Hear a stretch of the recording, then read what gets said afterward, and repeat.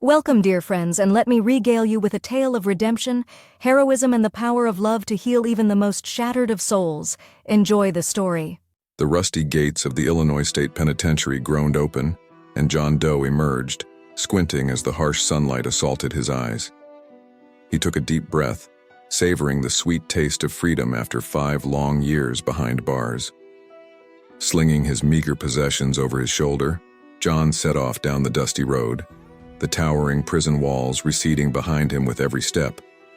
In the distance, the rumble of a train stirred memories of a childhood dream that had long since crumbled.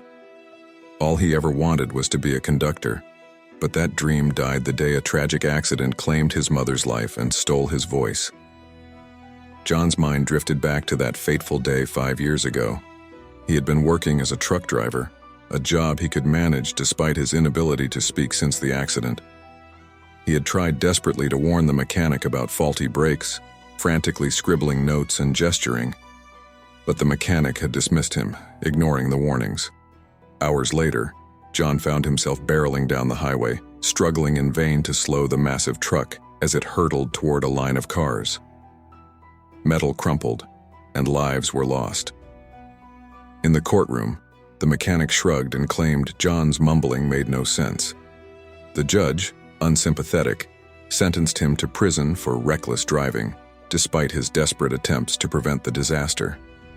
A cloud of dust jolted John back to the present as a sleek sports car screeched to a halt beside him.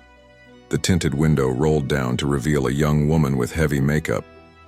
"Hey, handsome, can I borrow your phone? Mine's dead," she asked. John shook his head and pointed to his throat, indicating his inability to speak. The woman chuckled. "Not much of a talker, huh? Your loss?" She sped off, leaving John in a cloud of dust and exhaust. He caught a glimpse of the license plate, which read ST2C.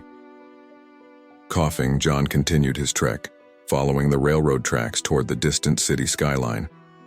A piercing train whistle cut through the air. Shielding his eyes from the sun, he saw the sports car up ahead, stopped dead on the tracks. The woman was slumped over the steering wheel. John's heart raced as he sprinted toward the car, the train rapidly approaching. He reached the vehicle just in time, yanking open the door and pulling the unconscious woman to safety, as the train crashed into the car with a sickening crunch of metal. The woman stirred as John set her down on the grass nearby. She smelled of alcohol and seemed disoriented. Just then, a chunk of debris struck John in the head, and darkness overtook him. He awoke to the steady beeping of a heart monitor. His head throbbed, and his vision was blurry. The woman from the tracks burst into his hospital room. Her heavy makeup had been replaced with a more natural look. "Oh my gosh, you're awake," she exclaimed. "I can't believe you saved my life." John blinked, still disoriented. He pointed to his throat, indicating he couldn't speak. The woman's eyes widened in realization. "You can't talk? I'm so sorry for how I acted earlier. My name's Stacy, by the way, Stacy Vanderbilt. I guess I owe you an explanation for why I was passed out on the tracks. I'm diabetic, and if I don't take my insulin, I can pass out. Someone must have spiked my drink last night." John's eyes widened in alarm. He quickly scribbled on a notepad. "Spiked drink?" Stacy waved her hand dismissively. "Don't worry about it. My father will handle anyone who messes with me." Just then, 2 men entered the room, a distinguished older man in a suit and a doctor. "Daddy!" Stacy cried, rushing to hug the man. The older man, Mr. Vanderbilt, smiled warmly at his daughter before turning to John. "You must be the hero who saved my little girl. I can't thank you enough." After the doctor examined John, Mr. Vanderbilt pulled him aside, his expression serious. "Doc, I need you to run some tests on Stacy. I have a bad feeling this wasn't an accident. Someone close to us may be responsible." Weeks passed, and Stacy became a constant presence at John's bedside. Despite her chatter, John found himself enjoying her company. One day, Stacy smiled at him. "I don't know how to thank you, John. You saved my life." John, embarrassed by her praise, wrote, "Anyone would have done the same." Stacy laughed. Most people would have just taken a video for social media, but not you. You're a real hero. As John continued to recover, Mr. Vanderbilt's legal team worked to clear his name. His unjust conviction was overturned, and Mr. Vanderbilt made sure John had everything he needed, including speech therapy to help him regain his voice.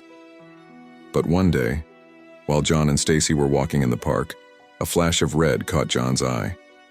It was the same sleek sports car, racing toward Stacy.